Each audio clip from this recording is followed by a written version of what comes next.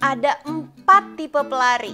Yang satu, kalau tiap lari selalu bawa botol kemana-mana atau bahkan pakai hydration pack atau hydration belt. Tahu nggak hydration pack kayak gimana? Jadi ransel isinya air, ada selangnya gitu, atau beltnya banyak botol-botol. Itu yang pertama. Yang kedua, pelari yang dikit-dikit mampir minimarket buat beli minum. Kayaknya sekalian ngaso sih. Atau yang ketiga, pelari yang nggak pernah mau minum. Minumnya kalau udah finish. Terus yang keempat, pelari yang taat banget. Tiap 15 menit sampai 20 menit sekali minum. Nah, kamu tipe pelari yang mana? Kali ini aku mau bahas mengenai cara minum untuk pelari dan berapa banyak sih seharusnya kita minum saat lari. Oke, tonton Fit with Mel kali ini ya.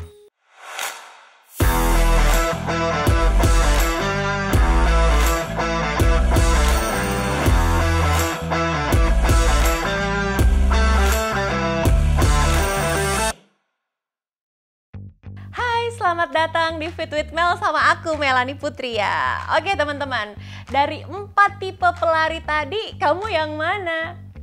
Jadi sebenarnya urusan minum ini yang tepat seperti apa sih saat berlari? Oke gini, sebelum kita bahas ke sana, aku mau ngasih tahu dulu ke kamu mengenai mekanisme tubuh kita saat berolahraga ya. Jadi ketika kita melakukan olahraga, misalnya lari teman-teman, yang terjadi pada tubuh kita, suhunya naik, meningkat.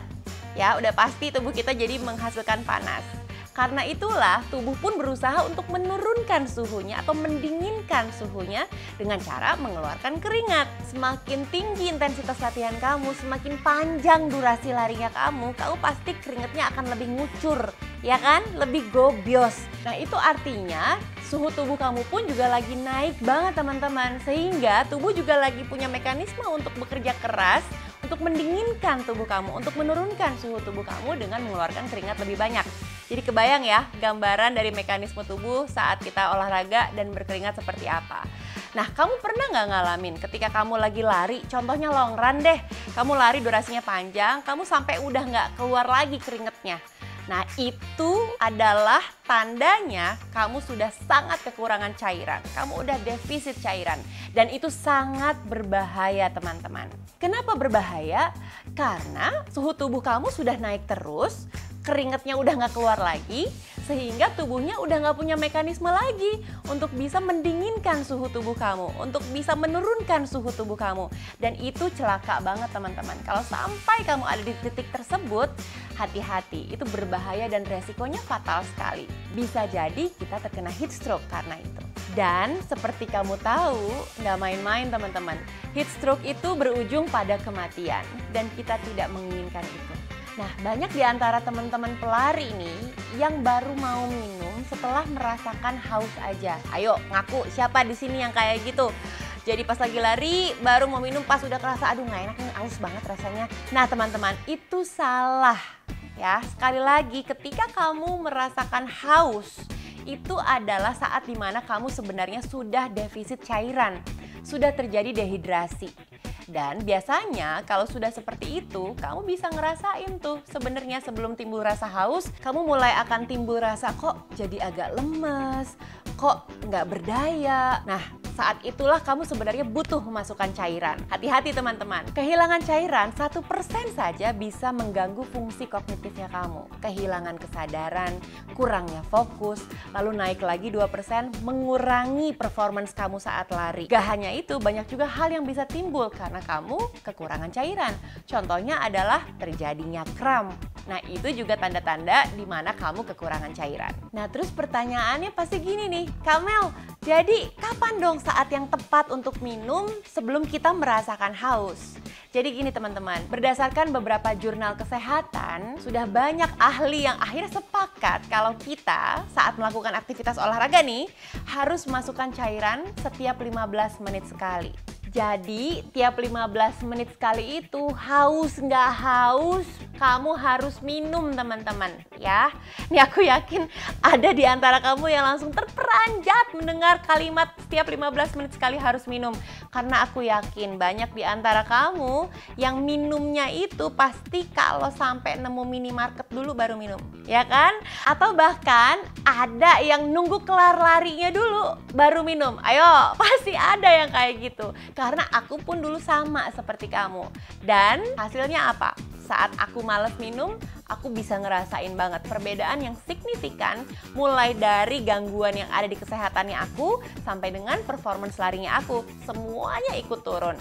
Jadi itu kenapa aku langsung belajar untuk disiplin memasukkan cairan tubuh setiap 15 menit sekali. Coba deh kamu rasain.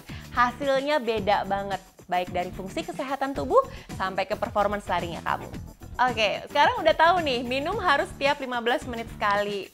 Terus berapa banyak minumnya? Oke, minumnya jangan 1 galon juga ya. Jangan 1 botol gede juga kamu glek kamu habisin. Nanti yang ada kamu kembung, larinya oglok ada bunyinya, atau kamu jadi pipis-pipis terus. Nah, minumnya cukup 100 sampai 200 ml aja teman-teman. Cukup beberapa teguk aja, paling tidak sudah bisa memasukkan atau menggantikan cairan tubuh kamu yang keluar saat kamu berkeringat ya. Nah, sekarang pertanyaan berikutnya, minumannya apa dong sebaiknya Kak yang diminum saat berlari? Oke gini, ketika kita lari yang keluar apa jatuh ya? Oke, sekarang pertanyaannya, yang sebaiknya kita minum apa dong Kak saat berlari? Oke gini teman-teman, saat kita lari kan kita keringetan tuh, tadi kita udah bahas ya. Nah yang keluar lewat keringet kita itu bukan cuman air aja teman-teman, tapi mineral dalam tubuh kita itu juga ikut keluar bersama keringet ya, bukan cuman air doang. Jadi kalau kamu mau buktiin ya, kalau kamu lagi keringetan, coba deh kamu jilat keringet kamu dikit aja. Rasanya apa? Asin kan? Nah itu tandanya keringet kita mengandung mineral teman-teman. Ada natrium, ada kalium dan teman-temannya di sana. Dan kita membutuhkan mineral itu supaya organ tubuh kita tetap bisa berfungsi secara baik. Oleh karena itu aku ingin menganjurkan nih ke kamu, ketika kamu melakukan aktivitas olahraga, coba perbanyaklah minum minuman yang mengandung elektrolit. Kenapa? Ya supaya bisa menggantikan mineral yang udah keluar lewat keringat itu tadi teman-teman. Nah tadi kamu udah tahu nih, minum itu perlu dilakukan setiap 15 menit sekali saat kamu berlari. Tapi ingat, sebelum kamu memulai aktivitas larinya, kamu juga harus minum teman-teman. Paling tidak minum deh 250 ml. Paling nggak ya segelas lah ya ukurannya ya. Terus saat lari kamu udah tahu nih 15 menit sekali.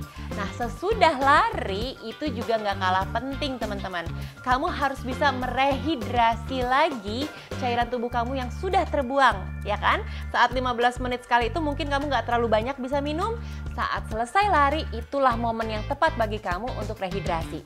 Ingat, ada istilah yang namanya golden window. Golden window itu adalah 60 menit pertama setelah kamu selesai melakukan aktivitas olahraga, di mana tubuh kamu bisa mengabsorb, bisa menyerap semua nutrisi yang masuk, ya. Dan kita butuh elektrolit, kita butuh mineral untuk bisa menggantikannya kembali, untuk mereplenish lagi yang tadi sudah terbuang saat kita beraktivitas, saat kita berolahraga. Jadi ingat, golden window dipakai baik-baik. 60 menit pertama setelah selesai berolahraga, masukkan semua yang baik-baik. Pertama, elektrolit dulu. Terus berikutnya kamu bisa masukin protein, karbohidrat, lemak yang baik, dan teman-temannya. Gunakan golden window itu sebaik-baiknya ya. Jadi teman-teman inget ya, cairan memegang peranan sangat penting bagi tubuh kita. Karena aku pun kayak tadi aku udah bilang ya, aku merasakan sendiri. Dulu aku bodoh amat sama yang namanya minum. Minum itu pas kelar latihan aja, atau kalau pas aus aja aku baru minum. Dah elah, yang terjadi apa? Dikit-dikit kram, dikit-dikit lemes, dikit-dikit kayak ada gangguan fokus, dizzy, pusing, kunang-kunang. Ternyata kunciannya ada di cairan. Setelah aku merubah kebiasaanku, aku jadi minumnya rutin tiap 15 menit sekali.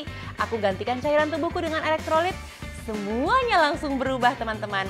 Performanceku jadi lebih baik dan secara kesehatan pun aku jadi lebih sehat.